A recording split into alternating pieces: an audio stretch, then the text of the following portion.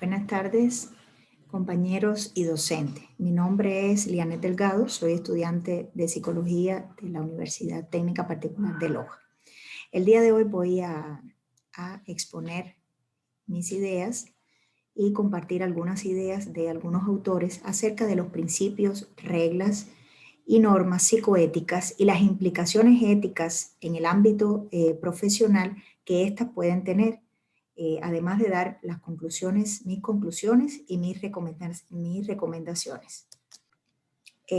Tendríamos que comenzar hablando un poquito acerca de qué cosa es un principio o, según los autores citados, qué cosa es principio. Frank Catarragó, 2008, describe los principios como los caminos o vías éticas por los cuales se llega a alcanzar la dignidad humana. Esto puede canalizarse y se logra una interacción profesional-persona. Su función principal dentro del razonamiento ético es la de ayudar al entendimiento, a la comprensión, implica una dignificación de la persona humana. Dentro de los principios psicoéticos básicos, según el autor, tenemos el principio de beneficencia, tenemos el principio de autonomía y tenemos el principio de justicia. El principio de beneficencia no es más que saber que debo hacer el bien, al menos no causando el mal o provocando un daño. Dentro de la práctica ética, el deber de no perjudicar sería lo primero, lo básico que nosotros tenemos que saber. O sea, nosotros tenemos que conocer que no perjudicando ya hacemos el bien. Y en una escala superior encontramos que hacer el bien sería el máximo logro que deberíamos de tener en cuanto a este principio, ¿verdad? En esta escala que ven en la diapositiva. O sea, como elemento básico, no perjudicar, lo vemos en la escala inferior. Y en una escala superior vamos a encontrar hacer el bien. Tenemos el principio de la autonomía. ¿Qué es el principio de autonomía? Es la capacidad de darse a sí mismo la ley. Por ejemplo, esto lo ponían en la práctica en las ciudades y estados de la antigua Grecia. O sea, ellos tenían sus propias leyes y se regían por ellas. En la modernidad, esto surge con Kant y significa la capacidad de todo individuo o todo ser humano de gobernarse por una norma que él mismo acepta como tal, sin coerción externa.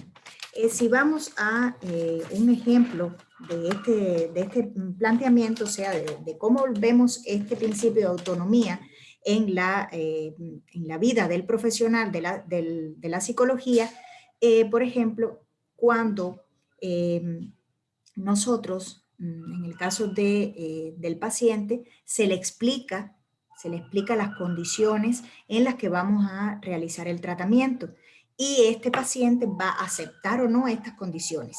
Nunca bajo ninguna coerción ninguna, ni por nuestra parte, ni de ningún tipo de persona. En el caso de las personas débiles, el autor cita que se necesita un consentimiento sustituto que garantice que la persona guía a esta persona débil o a esta persona enferma, va a guiarla para que el principio de autonomía se cumpla, ¿bien? Se cumpla y no se vea comprometida la terapia. También tenemos el principio de la justicia. Rawls plantea que el principio de la justicia es aquel imperativo moral que nos obliga a la igual consideración y respeto por todos los seres humanos. O sea que nosotros vamos a evitar la discriminación, vamos a discriminar todo tipo de problema que haga menor a una persona o que no le garantice la satisfacción de las necesidades básicas como son la vida, la salud, la libertad, la educación, el trabajo. O sea que si a nosotros a la consulta nos llegara un extranjero, por ejemplo, nosotros no podemos faltar al principio de la justicia discriminando a este paciente por ser o a este cliente por ser extranjero. No, nosotros vamos a brindarle la misma ayuda que si fuera un nacional. Bien, Entonces, ahí estaríamos poniendo en práctica el principio de la justicia. También tenemos normas y reglas por las cuales el profesional debe guiarse o debe regirse para lograr un trabajo profesional más completo.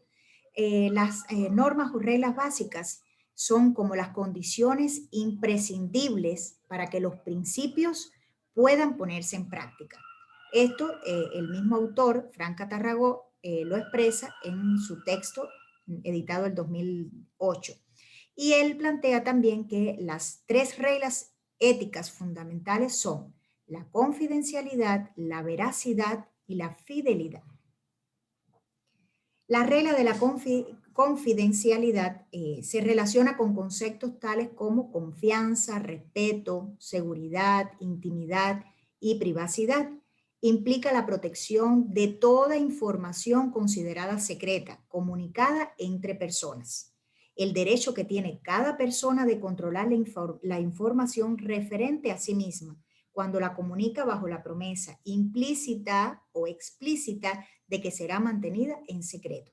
Si a nosotros nos llega un paciente o un cliente a la consulta, nosotros tenemos que saber que todo lo que se hable dentro de la consulta queda de una forma confidencial, grabada, como utilizar una palabra grabada, solamente entre el profesional y el cliente. O sea que lo que se exprese ahí no tenemos por qué estarlo divulgando.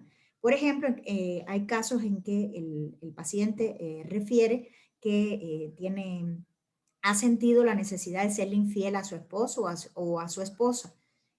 Es prohibido divulgar esta información que se obtuvo en una entrevista, que se obtuvo a través de el llenado de la historia clínica del paciente y que es bajo la confidencialidad que nos da la condición de ser profesional de la psicología. Tenemos la regla de la veracidad. Existen 2 notificaciones diferentes del concepto de mentira. Bien, si no es verdad, es mentira. A su vez implican 2 nociones correspondientes a la regla de la veracidad. El primer concepto, que la mentira, sería entonces la disconformidad entre lo que se dice y lo que se piensa, pero con una intención consciente de engañar a otro. O sea, nosotros estamos conformes de lo que nosotros estamos planteando, pero nosotros queremos engañar a esa persona. Es lo que se refiere con este primer concepto de mentira. Ahora, ¿cuál sería la regla de veracidad? Deber de decir activamente lo verdadero. O sea, prohibido mentir. Nosotros debemos de decir activamente lo real, lo verdadero. Segundo concepto, mentira. Un acto de ocultar la verdad que otras personas tienen legítimo derecho a saber. O sea, nosotros tenemos que informarle a nuestro paciente una realidad o un diagnóstico referente a su caso. Nosotros no podemos negar esa verdad, nosotros tenemos que expresarlo, darle conocimiento a esa persona, a ese cliente, porque él tiene derecho, definiendo la mentira como negación de la verdad que se debe a una persona. O sea que fíjense que estamos entonces incurriendo en una forma de mentir si nosotros no comunicamos la verdad a ese cliente, porque él tiene derecho a saber su verdad. Entonces, no podemos incurrir en esto. La regla de veracidad ahí sería, se transgrediría no solo por decir algo falso, sino por la omisión de la información merecida. Tenemos la regla de la fidelidad, que es un acuerdo establecido entre el psicólogo y el cliente en base a 2 condiciones mismas. El profesional va a prometer brindar determinados servicios y el cliente recibirlos, con tal de que el cliente cumpla ciertas instrucciones y el profesional las cumpla también, determinadas conductas éticas que permitan el trabajo de ambos. En las implicaciones éticas en el ámbito profesional del psicólogo van a estar dadas por el incumplimiento de estos principios, estas normas que menciono en las diapositivas anteriores. Este código de ética se estructura por principios éticos generales, por normas, y todo lo mencionado en las diapositivas anteriores. O sea que el psicólogo, además de contar con valores éticos que garanticen el bien común, tiene que contar con valores como la honradez, la lealtad, la colaboración, la integridad, entre otros valores. Como conclusión de este video, puedo brindarles que debemos tener conocimiento de estos valores morales.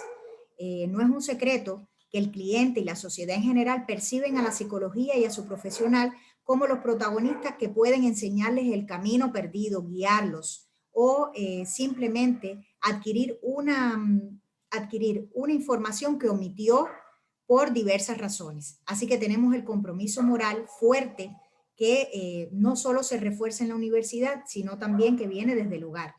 Y como recomendaciones, no limitar nuestro espectro a ser buenos profesionales porque memorizamos un código de ética, no. Recomiendo absorber estos conocimientos y ponerlos a la práctica en cada situación de nuestras vidas, logrando fusionar principios, reglas, normas, analizar las implicaciones que tiene el no cumplirlas, y esto nos va a garantizar ser una mejor persona y por ende mejores profesionales.